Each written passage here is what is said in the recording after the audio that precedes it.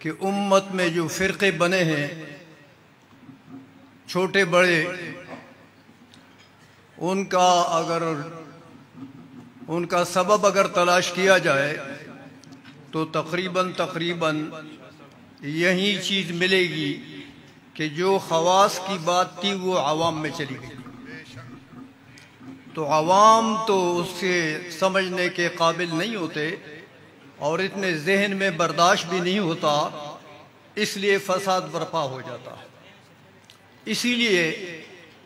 صاحب نبراس نے، علامہ پرہاوی رحمۃ اللہ علیہ نے ایک بات لکھی ہے، اسی سے متعلق ہے۔ وہ فرماتے ہیں کہ جمیع صحابہ کرام، اہل بیت اطہار، محبت مومن سب سے ہونی چاہیے، دل میں سب مسلمانوں کی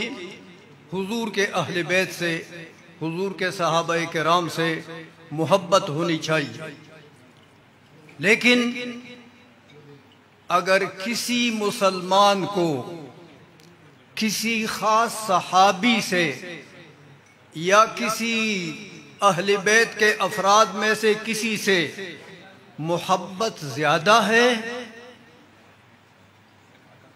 ایک تو منزلت کی محبت ہوتی ہے اور ایک یہ کہ منزلت سے بھی بڑھ جائے، تو اگر منزلت سے محبت دل میں بڑھ گئی کسی صحابی سے یا اہل بیت کے میں سے کسی افراد میں سے کسی فرد سے، تو صاحب نبراس نے لکھا کہ اس کا پردہ اپنے دل میں رکھے، باہر وہ محبت کا اظہار باہر نہ کرے، اس لیے کہ اس سے فتنہ پیدا ہوگا۔ بندے دوسرے جو سنیں گے کہ بھئی اس کو تو حضرت ابو ہریرہ سے زیادہ محبت ہے، تو حضرت ابو ہریرہ سے زیادہ محبت اگر ظاہر کریں گے تو دوسری طرف حضرت ابو بکر صدیق رضی اللہ تعالیٰ عنہ سے محبت کا لوگ کمی سوچیں گے کہ شاید ان کو حضرت ابو بکر صدیق رضی اللہ تعالیٰ عنہ سے اتنی محبت نہیں جتنی حضرت ابو ہریرہ سے۔ اس لیے فرمایا صاحب نبراس نے کہ اگر کسی سے محبت زیادہ ہے رہے، صحابہ سے محبت ہونی چاہیے، زیادہ بھی ہونی چاہیے، لیکن وہ زیادہ محبت ظاہر نہیں کرنا چاہیے عوام میں کہ اس سے فساد پھیلے گا۔ اس لیے آپ حضرات علماء ہیں اور جن کی دستار بندی آج ہو گئی ہے تو وہ تو علم کی دنیا میں قدم رکھ رہے ہیں، لیکن میری گزارش یہ ہے کہ آپ حضرات جو علماء ابھی جن کی دستار بندی ہوئی ہے، وہ حضرات ابھی اپنے آپ کو عالم نہ سمجھیں، وہ ابھی علماء نہیں ہیں،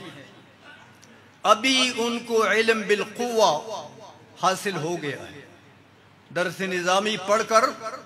اتنی استعداد پیدا ہو گئی ہے، اتنی صلاحیت پیدا ہو گئی ہے کہ آپ نہ پڑھی ہوئی کتاب کو بھی دیکھیں گے تو وہ کتاب آپ سے بات کرے گی، لیکن علم درس نظامی کی کتابوں میں قواعد ہیں، ہر فن کے درس نظامی کی کتابوں میں قواعد ہیں، اصول ہیں، ان اصول کو اگر آپ آگے استعمال کریں گے تو پھر آپ کو علم حاصل ہوگا بالفعل، اور وہ علم بالفعل تفاسیر میں ہے، وہ علم بالفعل